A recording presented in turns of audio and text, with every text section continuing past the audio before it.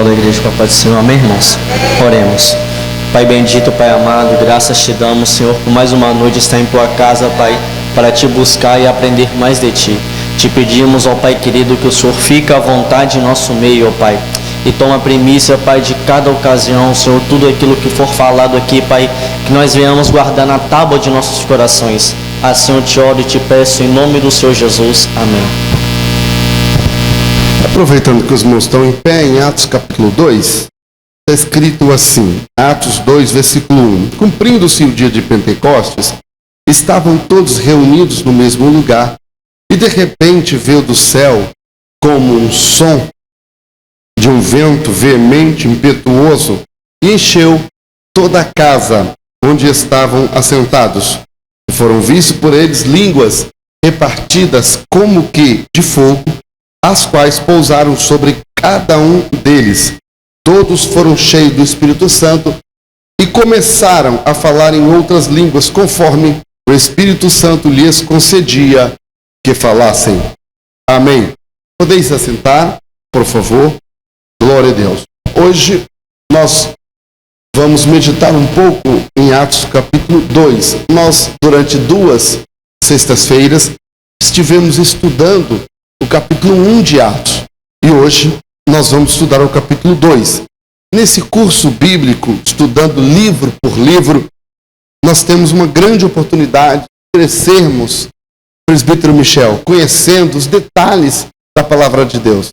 Irmão Marisvaldo, é muito importante, na verdade, são poucas pessoas que param para estudar a Bíblia assim. E hoje nós vamos para o capítulo 2. O tema de hoje é Pentecostes, o derramamento do Espírito Santo.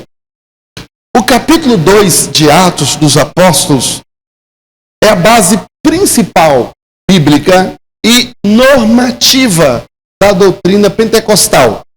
Todo pentecostal de raiz, irmã Elisângela, vai buscar Atos 2 na sua história. Tá?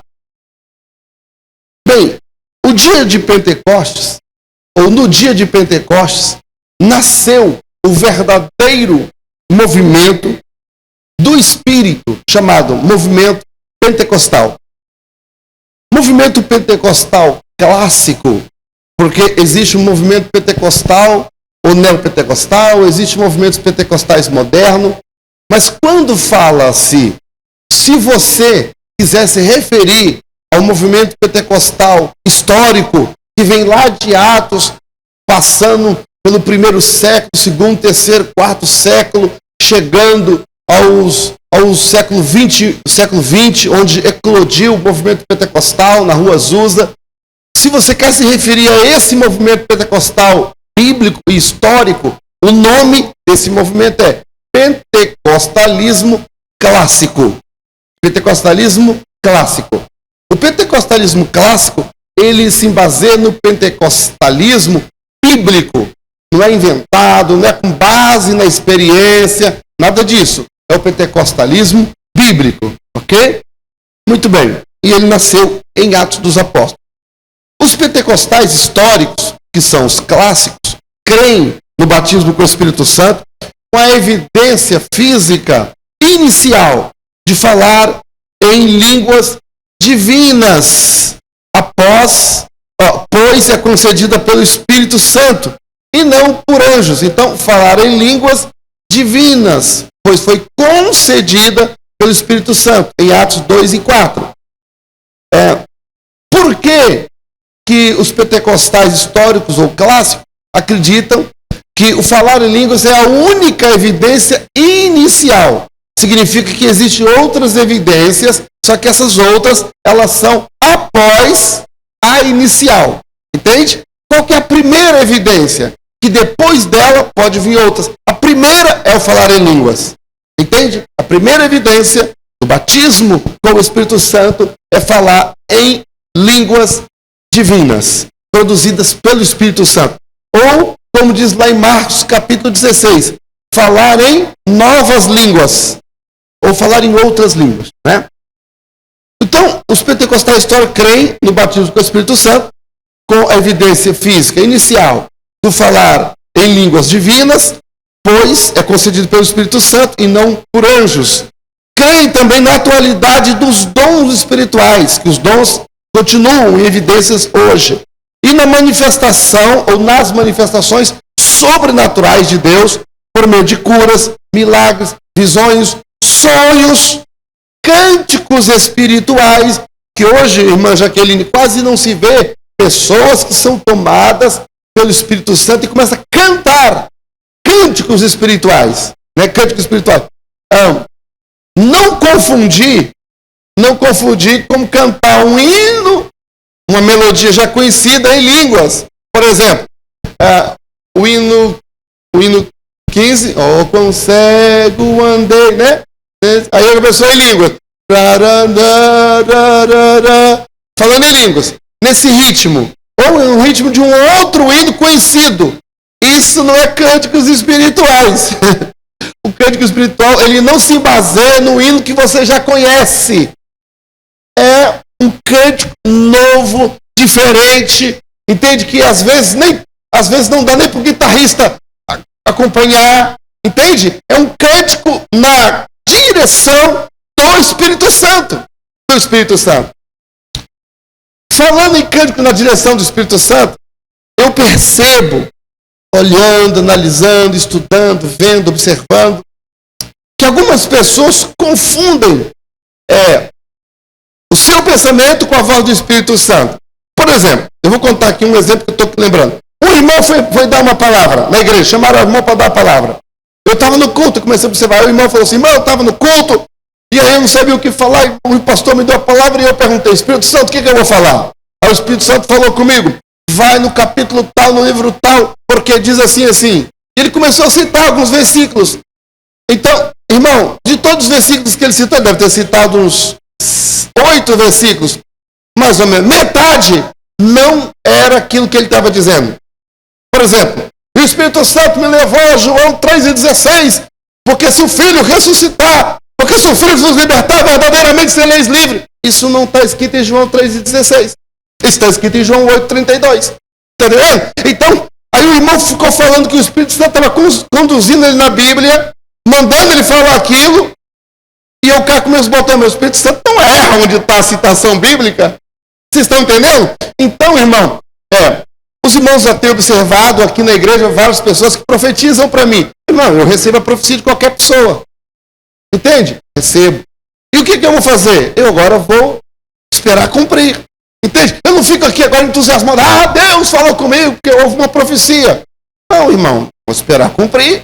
Tem gente que agora começa até a fazer plano, mudar de casa, mudar de emprego, pedir coisa, só porque houve uma profecia. Irmão, calma. Se for de Deus, vai acontecer.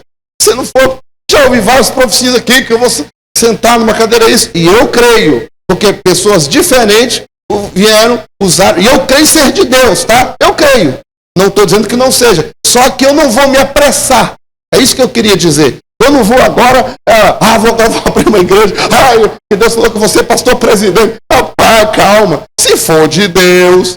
Porque assim, realmente eu creio que seja de Deus. Só que tem uma coisa que é o quê? O tempo de Deus.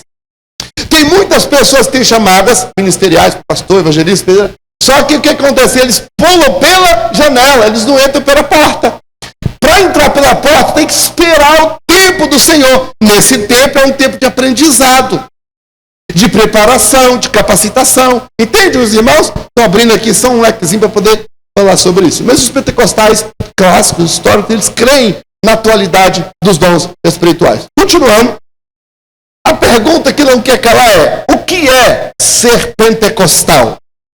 É crer e viver a palavra de Deus de tal forma que experimente o batismo com o Espírito Santo, com a evidência física inicial de falar em outras línguas. É só isso? Não. É também viver na plenitude do Espírito Santo, demonstrando ou demonstrada no fruto de uma vida transformada. Então isso é ser pentecostal. Você tem que viver uma vida transformada. É conhecer, é crer, é buscar e receber os dons espirituais ainda hoje. Isso é ser pentecostal. Alguém fala assim, pastor, eu não falo em línguas. Será que eu não sou pentecostal? se você acredita e busca, você é pentecostal. Você só não ainda experimentou. Mas se você crê, se você busca, porque, irmão, quem é que fala em línguas na hora que quer? Não é na hora que nós queremos. Inclusive, essa é a diferença do espiritismo. Que as pessoas que são usadas por demônios, na hora que elas querem, o demônio baixa. Na hora que elas querem, elas vão para um canto, elas fazem, sabe? Acontece aquilo, senta numa cadeira, viaja, conduzido pelo Espírito, capaz que está morto pelo Espírito do diabo. Vai em certos lugares pelo Espírito do demônio. Tem gente que não conhece questões espirituais do espiritismo. As coisas são terríveis. Só que são enganosas, são mentirosas. Não vale a pena. São escravadoras, tornam pessoas escravas. O Espírito Santo não é quando nós queremos, nós os servos. O Espírito Santo, ele é soberano. Ele é Deus, ele é o Senhor. É na hora que ele quer. O vaso só tem que estar pronto. E ele usa o vaso que quer, na hora que quer, quando quer, e acabou. Quem quiser que duvide, Deus é Deus. Amém? Glória a Deus. Por isso, pentecostal, clássico, nós pentecostais buscamos Deus, precisamos estar atentos. E eu peço a Deus, para que o zelo não venha ser exagerado a ponto de impedir a manifestação do poder de Deus na igreja. É importante ter paciência com as crianças na igreja, espirituais que eu estou falando, profecias assim, meia da carne, visões meia da... Essas coisas, tem que ter um pouco de paciência, porque se o irmão é criança hoje, amanhã ele será um adulto usado por Deus. Você está profetizando da carne hoje, calma, amanhã vai profetizar no espírito. Começa na carne, termina no espírito. Não estou dizendo que tem que ser sempre assim, mas se isso acontecer, vamos ter um pouco de paciência. Os irmãos estão entendendo? Porque às vezes há igrejas tão engessadas, tão dura com relação à maturidade dos dons, que nunca nas crianças, eles matam as crianças sempre no berço. Os irmãos estão entendendo o que eu estou falando? Então, ser pentecostal é crer, é buscar. Primeiro, conhecer pela palavra de Deus. Crer, buscar. Porque você buscar aquilo que não conhece também pode ser fanatismo. Conheça na palavra de Deus, creia, conheça, creia, busque, receba os dons ainda hoje. Os dons estão disponíveis. Fora disso, não é ser pentecostal. Irmão, a necessidade, nós estamos numa campanha, num projeto, num programa, melhor dizendo, a promessa diz respeito a nós e nossos filhos. Muito bem. Nesse ano de 2021,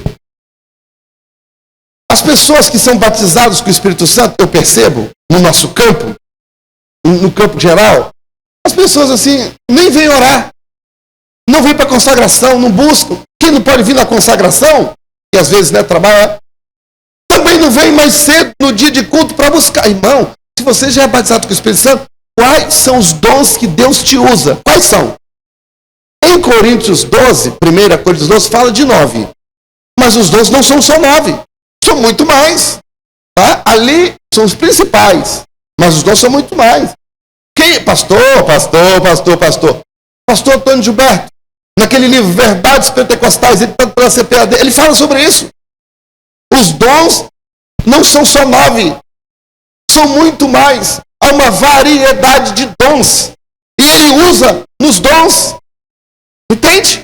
Deus usa, irmão. Só precisa que o vaso esteja pronto. Aleluia. Glória a Deus. Então, se você já é batizado com o Espírito Santo, começa a jejuar. Lembra que você jejuou tanto para receber o batismo com o Espírito Santo?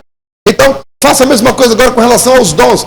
Por que é necessário os dons? Contar os irmãos. Domingo, eu estava em casa, nosso carro tinha furado uma mangueira, e aí o pneu tinha furado, era domingo à tarde, estava quase chegando a hora de vir para a igreja, eu apavorado, fui lá, cortei a mangueira, emendei, não sabia se ia dar certo, com a mão cheia de graxa, irmão Adilson, e ali liguei para minha irmã, correndo lá em casa pegar e procurar um borracheiro no domingo à tarde, pela correria, e eu chegando com a mão toda suja, chegou uma irmã, foi visitar o jovem, estava conversando com a minha esposa e eu de cá, escutei, irmã, já tem mais ou menos uns 2 meses, por aí, ou 15 dias, sei lá, tinha um tempo lá que ela caiu, bateu as costas no chão, tinha ido ao médico, tinha tomado medicamento, mas mas nada passava, ela estava com muita dor. E ela chegou em casa, eu vi que ela chegou mancando. Ela entrou assim, como falar em Portugal, cocheando. Ela entrou mancando na igreja. E aí, na igreja, lá em casa. E aí, quando ela estava conversando, eu senti Deus ministrar. Eu senti o sentimento que eu tive de Deus ministrar no meu coração, no sentido assim, de orar por ela. E eu fui lá rapidinho, lavei as mãos Depois lavei as mãos, voltei, todo suado, todo sujo. Chamei minha esposa, amor, coloca as mãos aí nas costas da irmã, onde está doendo? E ele orei por ela. Repreendi aquela enfermeira. Eu não falei que Deus mandou orar por ela, embora eu tivesse sentido assim, irmã, eu quero orar pela irmã. E orei. Porque, irmão, esse negócio de falar em nome de Deus é muito sério. É muito. No Antigo Testamento falou assim, aquele que pronunciar o nome do Senhor será morto. Então é um princípio, a gente tem muito cuidado antes de falar que Deus está mandando. Mas muito bem.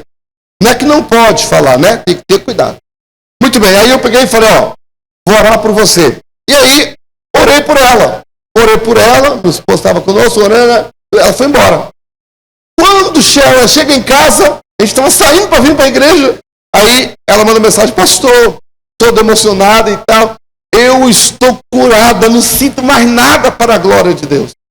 Agora veja, ela já estava sofrendo há 2 meses, tinha ido no médico, cultuando e tal, e sofrendo aquela dor. Olha aí a necessidade da manifestação do dom de curar.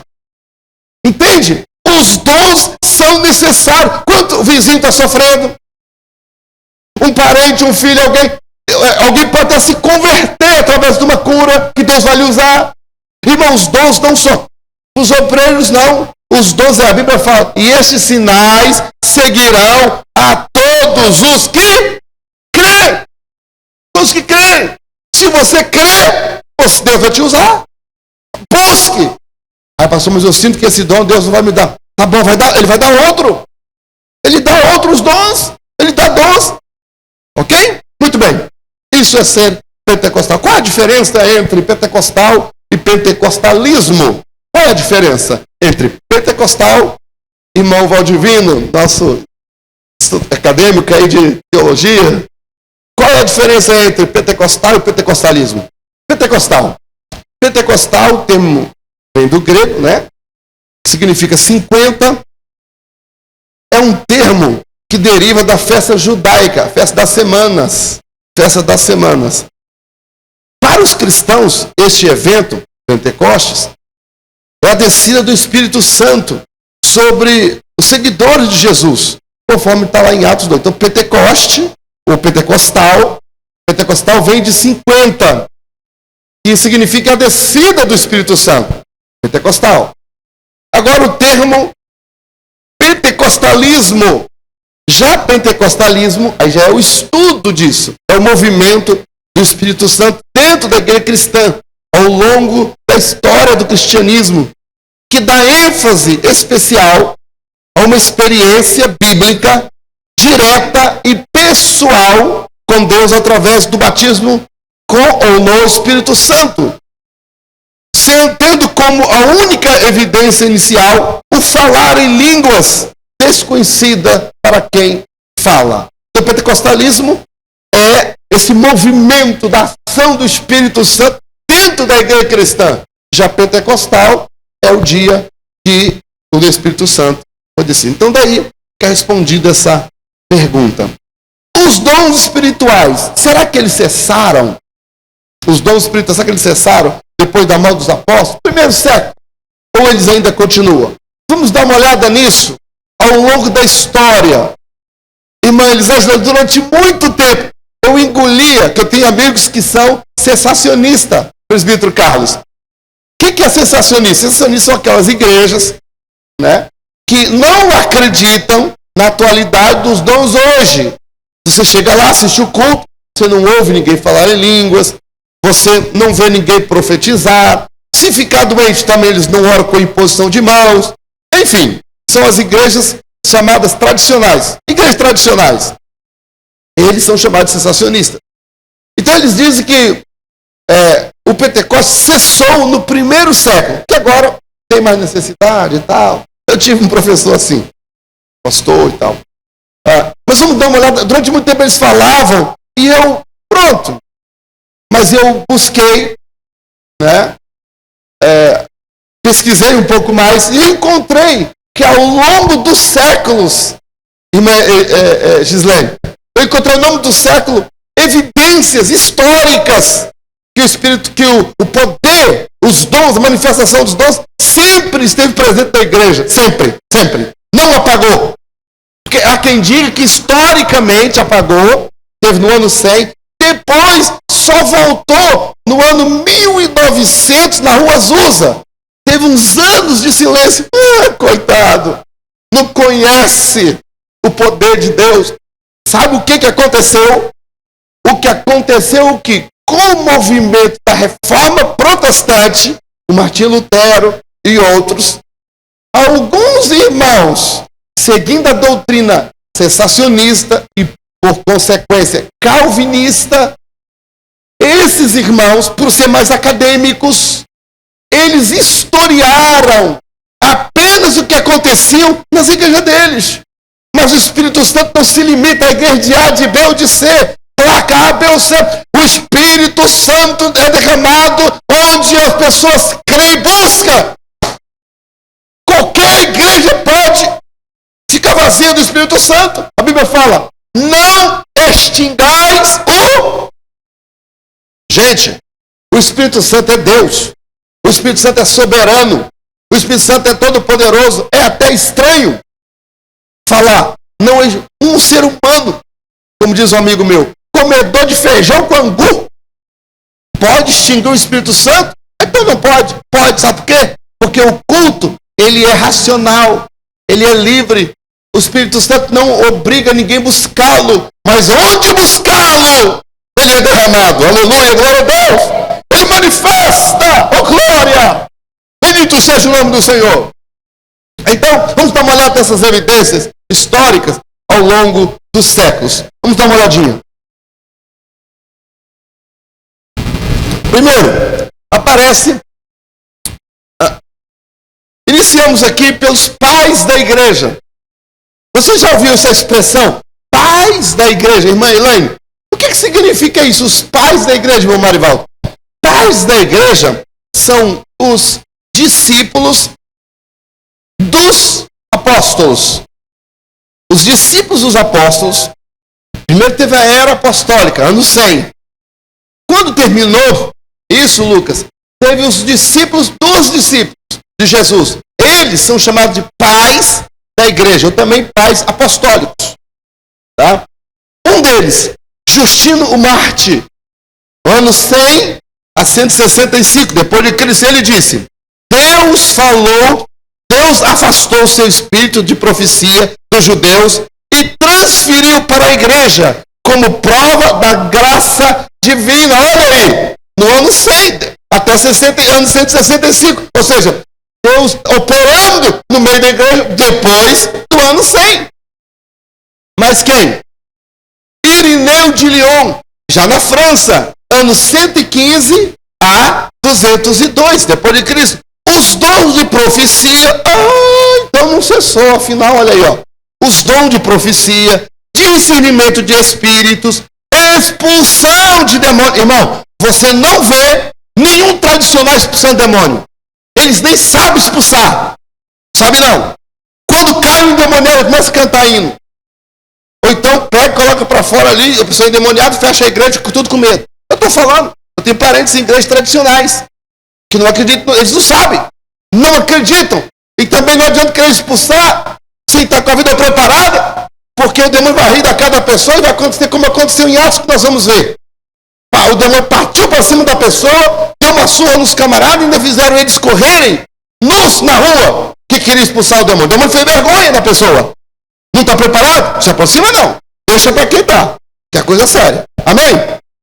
Então, Irineu, né, de Lyon, já na França, ele fala sobre os dons de profecia, discernimento de espírito, expulsão de demônios, são realidades na igreja da Gália. Olha o que ele está falando. Ele está falando que está acontecendo no ano 115 até o ano 202. Mas o quê? Hipólito de Roma, ano 160 a 235. A tradição apostólica mostrou que não precisa impor as mãos sobre os leigos que já pratica dons de...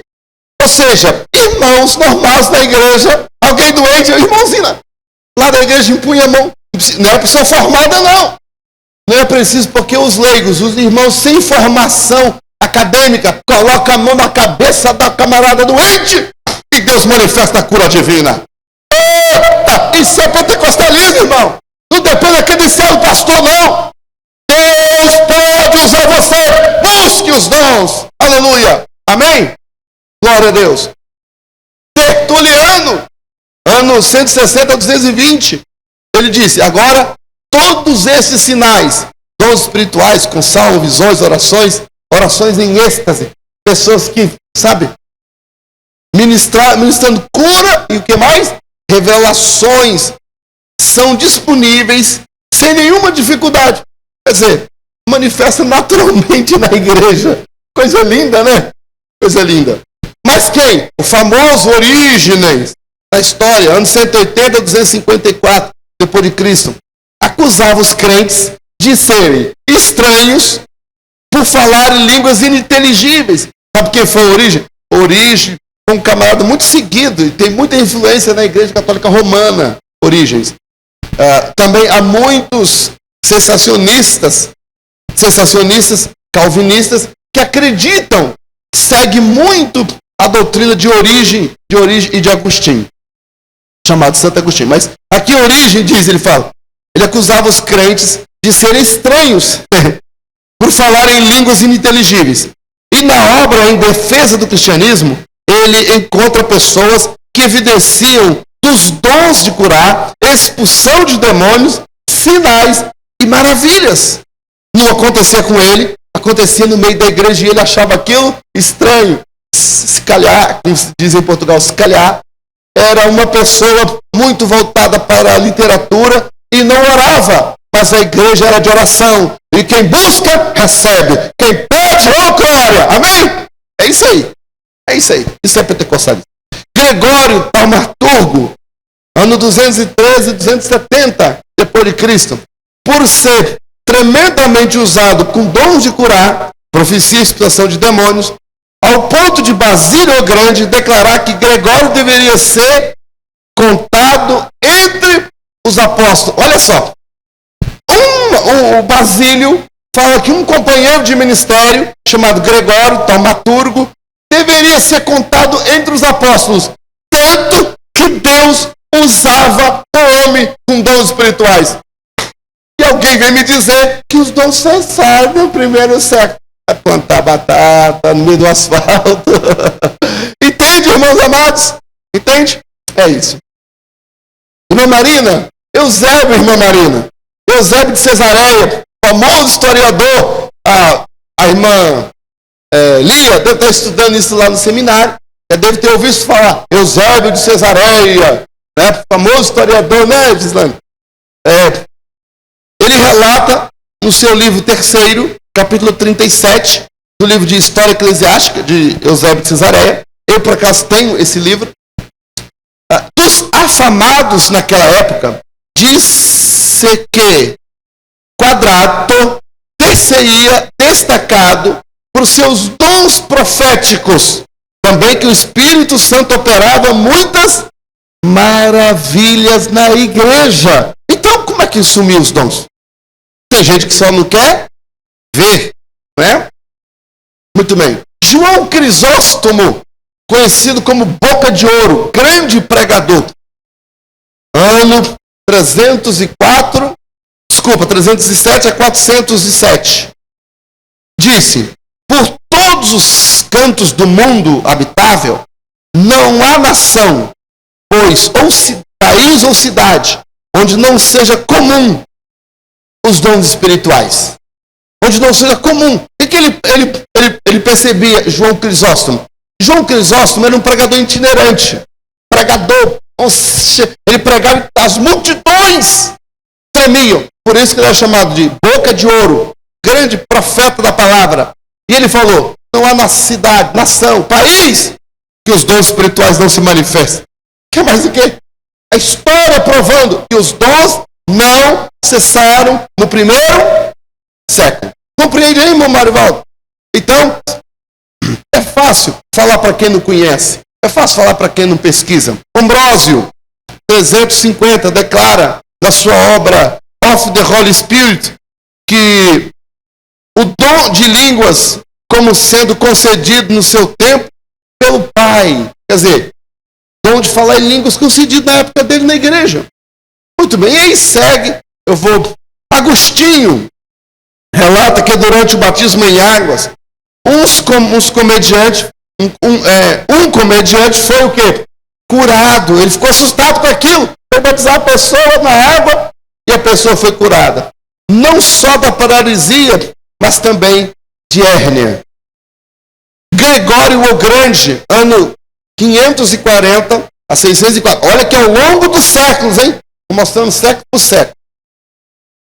Em sua biografia, escrita por Benedita de Núrcia, onde tentou oferecer documentação por meio de um relato de milagres variados, incluindo curas, expulsação de demônios, profecias sobre o futuro e livramento de perigos. Ou seja, o que é isso? Manifestação pentecostal dos dons. John Wesley, já no século XVIII, ano 1703, fundou o movimento wesleyano na Inglaterra, cujos seus seguidores afirmavam ter sonhos, revelações, profecias e tantos dons manifestos. Durante a Reforma Protestante, que começou no século XII, na verdade, mas aqui século XVI, Silésia discutia com Lutero, pois queria voltar ao Pentecoste. O que ela queria dizer com isso? Busquemos o que? Os dons espirituais, isso é realidade. Ok? Pronto. Concluindo. No ano 1900, Rua Azusa, William Seymour, um negro, de origem africana, literalmente. Ele até ia fazer o seminário, o pessoal tinha discriminação, não deixava ele ficar dentro da sala, ele ficava no corredor, na janela, botou uma cadeira, ficava assistindo as aulas no corredor, pela janela, copiando as matérias. E assim, amado irmão, ao buscar a Deus, Deus começou a batizar com o Espírito Santo, cânticos espirituais, cura divina, pessoas vinham de longe, e aí começou, aí eclodiu, explodiu, chamado movimento pentecostal. Para ir dali, começou as conferências missionárias, aí vem da Suécia, 2 jovens, Daniel Berg e Gunnar Wingren, vieram da Suécia, igrejas tradicionais. Ao chegarem lá, eles eram estudantes, eles vieram da Suécia para estudar nos Estados Unidos, foram num culto desse, o que aconteceu? Foram batizados com o Espírito Santo, começaram a falar em línguas, Deus começou a usá-los. O que aconteceu com o derramamento do Espírito Santo? Vieram para o Brasil. Fundaram aqui, que teve primeiro como missão da fé apostólica, o primeiro nome da Assembleia de Deus, sabia disso? O primeiro nome da Assembleia de Deus é Missão da Fé Apostólica, ano 1911. Só no ano de 1918, 18 ou 16, agora, que foi registrado como nome de Assembleia de Deus. E aí, mas o movimento começou assim, lá na Rua Azusa, com manifestação do poder do Espírito Santo. As pessoas orando horas. Eles iam para lá, William Seymour colocava uma caixa de sapato na cabeça, como sinal de humilhação, e colocava o rosto no chão, orava 3 horas seguidas, todos os dias, num galpão, onde era colocado, no armazém, separado para guardar mantimentos. Não tinha dinheiro para alugar uma igreja, e lá, nesse lugar, começou Deus a operar. Deus não depende do lugar arquitetonicamente preparado. Deus só precisa para derramar o poder pentecostal de pessoas que busquem, que orem, que conseguem, que chegam. Irmão, se você começar a orar, mas orar para valer mesmo, vai orando, até não ter mais palavras. Entra horas buscando a Deus. Você vai ver o que Deus vai fazer na sua vida. Nunca mais será a mesma. Pentecostal é isso. Voltando aqui a Atos, no capítulo 2, sobre o dia do Pentecostes. Essa festa, a festa do Pentecostes, era uma festa que era oriundo do Antigo Testamento. Também havia entre as festas do Antigo Testamento a festa das primícias. Era um movimento perante o Senhor que se colhia um feixe, né, de trigo. Era a festa das primícias. Na festa do Pentecoste, eram movidos perante o Senhor, só que aí eram dois pães de trigo que era trazido. Isso falava da igreja, que seria formada de judeus e de gentios. Trazia a festa do Pentecoste, eram as primeiras colheitas que faziam. Também é conhecido como festa das primícias, a festa do Pentecoste, por causa disso. Os feixes, ou o feixe de espiga, ou de espigas, fala da união. Os pães, quer dizer, trazia a colheita, as primeiras colheitas, e depois mais os dois pães de trigo. Eu juntava os feixes e os pães. Os feixes simbolizavam feixe, tudo unido. Os pães, o pão vai além de estar só unido. Tinha que triturar o trigo que estava ali no feixe, e agora ele ficava indissolúvel. Assim, eles ficavam todos iguais. Quando você olha para o trigo, não tem diferença. Né? Isso nos fala de unicidade. Não tem como separar os grãos um do outro. Se separar, você perceberá que todos são iguais. Um feixe de espigas e de grãos estão simplesmente presos a espigas, porém isolados uns dos outros. Em um pão é diferente. O trigo é o mesmo, mas os grãos passaram por um multiforme processo e formam um todo, um único corpo, um pão. Entendeu a diferença? Então isso que o Pentecoste nos lembra, e precisamos ter isso sempre em mente. Unidade. O poder pentecostal vem para nos unir e não para separar. O que celebrava a festa do Pentecoste? Celebrava o fim da colheita. A festa do Pentecoste é o princípio fundamental do batismo com o Espírito Santo, onde celebrava a colheita. O batismo no Espírito Santo, nos últimos dias, iria juntar e colher as almas para o reino de Deus. Atos capítulo 2, versículo 1, diz assim, nesse aspecto histórico, introdutório: cumprindo-se o dia de Pentecostes, estavam todos reunidos no mesmo lugar. Que lugar era esse? Que lugar é esse? Como eu disse, Pentecostes era uma festa, né, que era realizada 50 dias após a Páscoa. Jesus foi morto na Páscoa. 50 dias depois da morte de Jesus, foi derramado o Espírito Santo da festa do Pentecostes. É interessante também dizer que, lembra que quando Jesus encontra com a mulher samaritana, ele fala assim com ela fala com ele: vocês os judeus falam que é em Jerusalém o lugar onde se deve adorar. Aí Jesus fala para ela bem assim: em verdade eu vos digo que vem a hora, e a hora é, em que os verdadeiros adoradores adorarão o Pai em espírito e em verdade, independente do lugar. Lembra dessa conversa? Por quê? Porque os judeus, as pessoas vinham de outros países para celebrar a festa do Pentecostes. Vinham de outros lugares para adorar. Vocês lembram de Ana, Eucana? Eles vinham de longe até o lugar da adoração, até Siló, porque lá era o lugar. E eles então adoravam, só podia adorar lá, só onde estava o sumo sacerdote. Entende? Então, e assim era em Jerusalém. Com a chegada do Pentecoste, com a chegada do Messias, de Jesus morto, o véu rasgou de alto a baixo. Tudo isso foi mudado. O lugar da adoração agora não é físico, ele é espiritual. É o teu coração, é a morada do Espírito Santo onde você estiver. Onde você estiver, se adorá-lo em espírito e verdade, Deus recebe. Mas naquela época não era assim em Jerusalém. Então todo mundo vinha para Jerusalém. Então a festa do Pentecoste era uma grande festa, que vinha pessoas de tudo enquanto é parte. E eles estavam ali. E era uma festa que tinha muita alegria. As condições para o derramamento do Espírito Santo. Primeira condição, o lugar.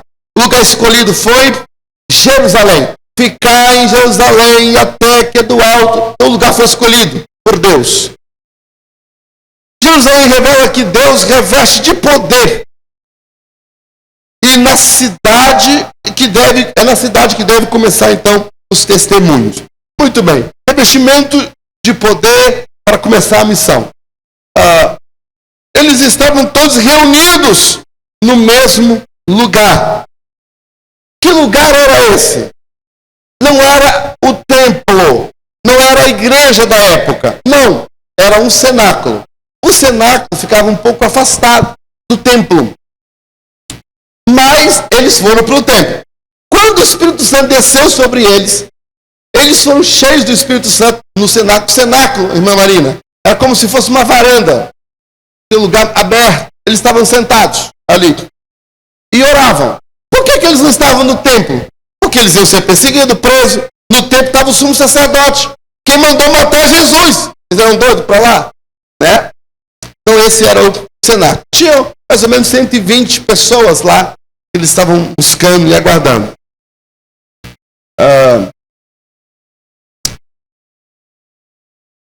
Vou pular essa parte sobre o lugar. Aqui tem algumas questões. Talvez valha a pena eu falar um pouquinho sobre o lugar. Existem pessoas que declaram que Pedro, já sendo a terceira hora do dia, né, Pedro fala quando o Espírito Santo desce sobre os irmãos e tal.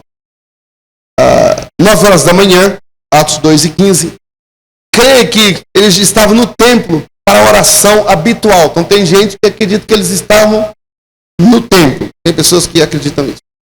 O que houve, o que não é muito provável, o que as palavras de Pedro parecem indicar é que, na verdade, a multidão que apareceu depois, que o Espírito Santo foi derramado, é que estava no cenáculo e saíram falando em outras línguas, rua fora, até o templo. Isso explica o versículo 6, correndo aquela voz pela cidade. Entende? Eles estavam parados no lugar, no cenáculo, o Espírito Santo veio, eles começaram a falar em outras línguas e tal, e agora eles saíram e foram para a porta do templo, falando em línguas. E lá, que então Pedro se coloca de pé e faz o grande discurso. Ok? Muito bem. Sobre a festa do Pentecostes nós já falamos. Os judeus faziam 7 festas. A do Pentecostes era a do meio. Havia 3 festas antes e 3 festas depois da do Pentecostes. Pentecostes era a festa do meio. A primeira festa era a festa da Páscoa. Acontecia no dia 14 do mês de Abib, ou Nissan, março e abril. A segunda festa era dos pães asmos e a terceira a festa das primícias. Depois da festa das primícias, né, porque o Pentecostes representa o final da colheita, aí depois dessa festa, então vinha a festa do Pentecostes. Aí depois dessa, essa era a quarta, tinha mais 3. Quais eram? Trombetas, festas das trombetas. Depois tinha a expiação, e a festa, por último, dos tabernáculos. Tabernáculo, o pessoal saía das suas casas, montavam cabanas, e eles agora ficavam uma semana ali naquelas cabanas, relembrando o tempo que eles estavam no deserto. E agora as criancinhas, né, que iam crescendo, adolescentes, meu filho, mamãe, por que a gente vai ficar essa semana na rua, não vai ficar em casa? Meu filho, é porque quando nossos pais estavam no Egito, a gente sofria muito, e tal. Era uma história contada, e é ainda hoje, contada de pai para filho. Irmãoziana, em 2013 eu estive em Jerusalém, e pela misericórdia de Deus, eu cheguei lá, quando? Em maio. E o que tem em maio? A festa do Pentecostes. Cheguei exatamente, e eu participei da festa do Pentecostes. Se você for no meu canal no YouTube, você vai ver lá, o pastor Wallace visita Israel, são 2 vídeos, um deles, você vai ver eu mostrando lá a festa do Pentecostes. E foi engraçado. Eu vi judeus alemães, olhos azuis. Eu vi judeus japoneses. Judeu. Eu vi judeus negros. Como é que pode? Tudo não é judeu? Como é que pode? E eu perguntei, por quê? Então o judeu me explicou. É que depois da perseguição de Hitler, contra o massacre de Hitler e tal, depois disso, foi feita uma lei em Israel. Agora, considerado judeu é quem é de mãe, quem provar que tem a mãe judia. Quem provar que é filho de uma mulher judia, então você é judeu. Por que isso? Pastor, desculpa. Por causa dos estupros de guerra. Entende? Por causa dos períodos de escravatura, por causa de quem aprisionasse um judeu. Então, quem nascesse filho de uma mulher, independente do pai, do propósito, é judeu, para não apagar a genealogia e nem a descendência. Então, por isso, tem judeus de várias peles, de várias raças, mas é judeu. Inclusive, provando que é judeu, tem uma lei lá em Israel chamada Aliá. Essa lei chamada Aliá, o judeu, se você provar que é filho de uma mãe judia, o Israel, o Estado, a nação de Israel, te leva para Israel de graça, você e toda a sua família, te coloca numa casa do judeu do país e coloca você, se tiver filhos maiores, coloca numa escola para se profissionalizar. Se você já tiver a profissão, eles legalizam a sua profissão. E durante um ano, eles dão um salário para você, até você se habituar. No segundo ano, eles te colocam para estagiar ganhando, colocam seus filhos na escola, eles se reintegram em Israel. O governo faz isso durante 2 anos. Depois você está integrado e agora você é um judeu normal lá em Jerusalém. É uma lei do país que faz isso. Te busca em qualquer lugar do mundo. O judeu faz isso. Ok? Tudo isso é uma questão que tem a ver com o Pentecostes também, e por isso eu vi as pessoas lá de Pentecostes de tantas nacionalidades. É muito legal o plano de Deus para Israel. Aleluia. Então, a festa do Pentecostes ela era quarta. Ela era central. 3 para frente, 3 para trás, e aí eram 7 festas nesse sentido. 3 mais 3, 6.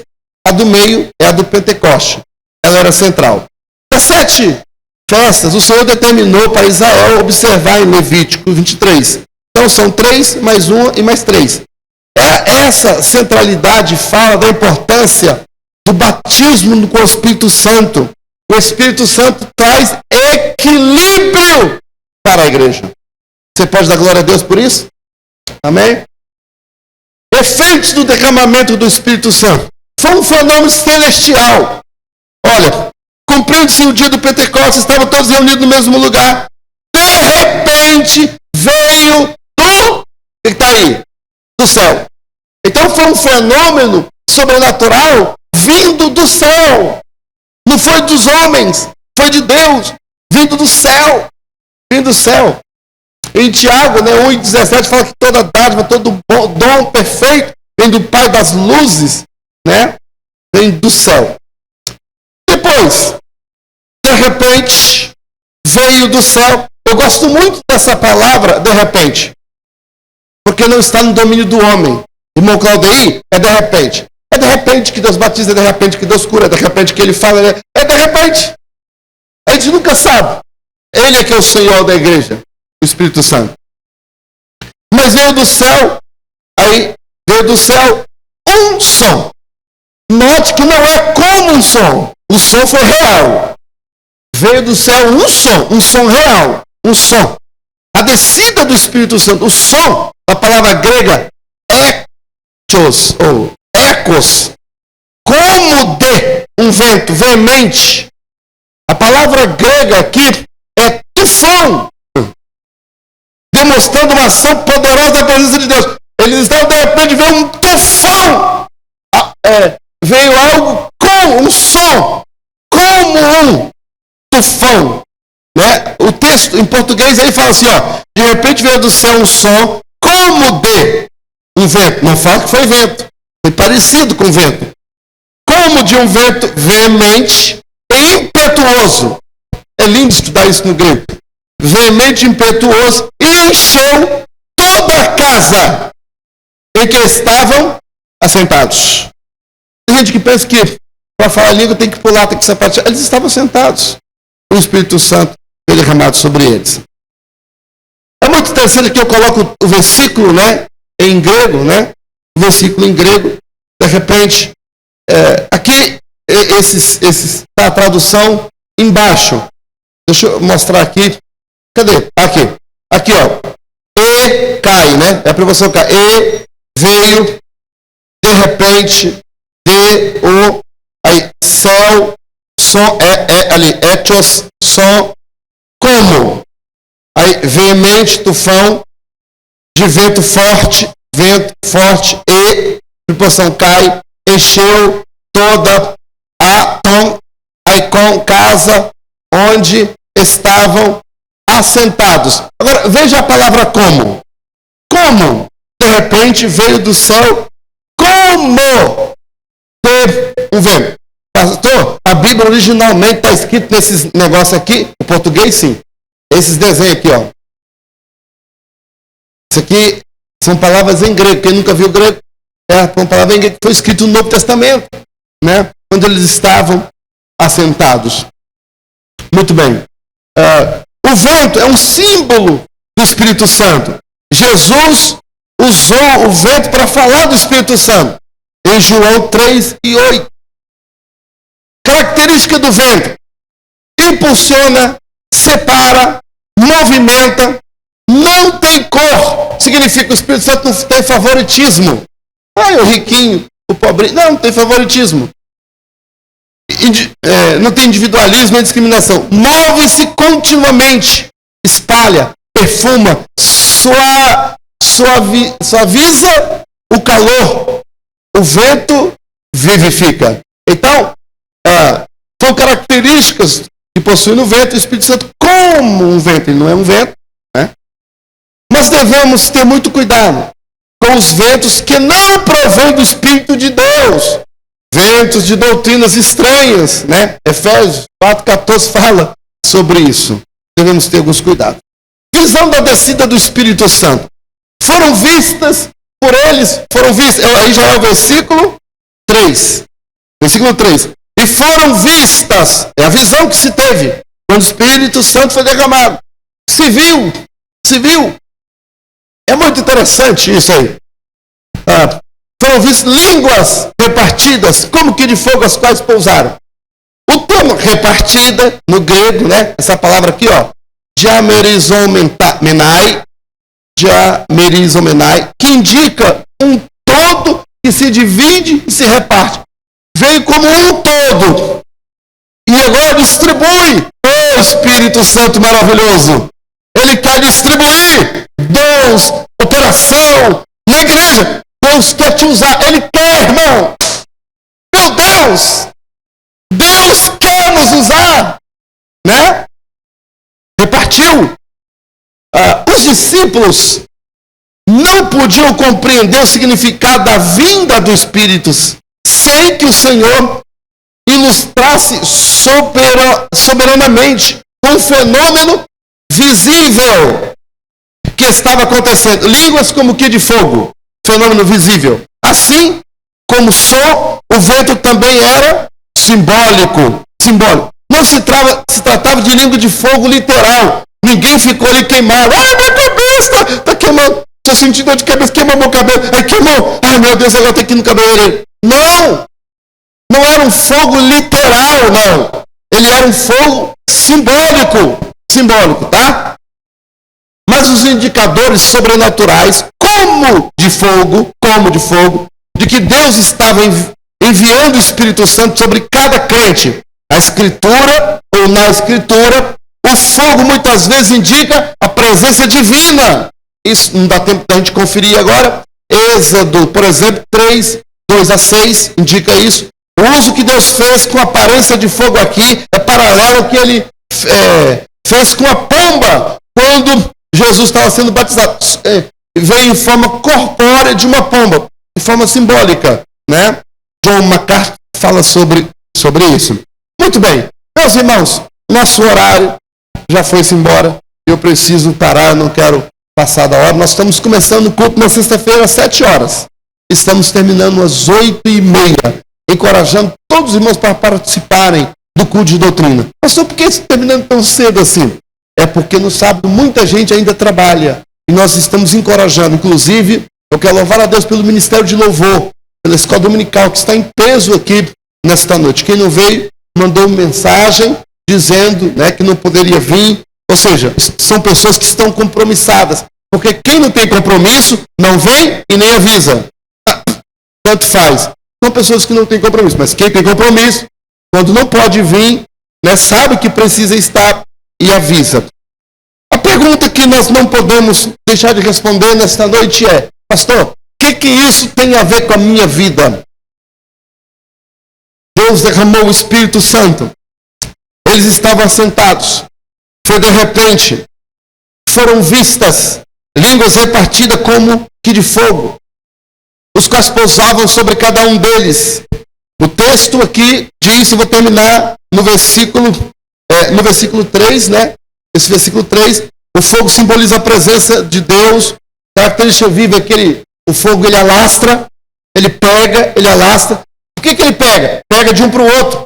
Se você estiver cheio do Espírito Santo, alguém que estiver do seu lado, ao ver você cheio do Espírito Santo, poderá, esse fogo pode contagiar a outra pessoa. Né? Então, isso significa que ninguém ficou queimado, mas eram sinais visíveis e audíveis. Audível, som, se ouviu. Então, quando o Espírito Santo é derramado, tem algo para se receber, tem algo para se ouvir e tem algo para se ver.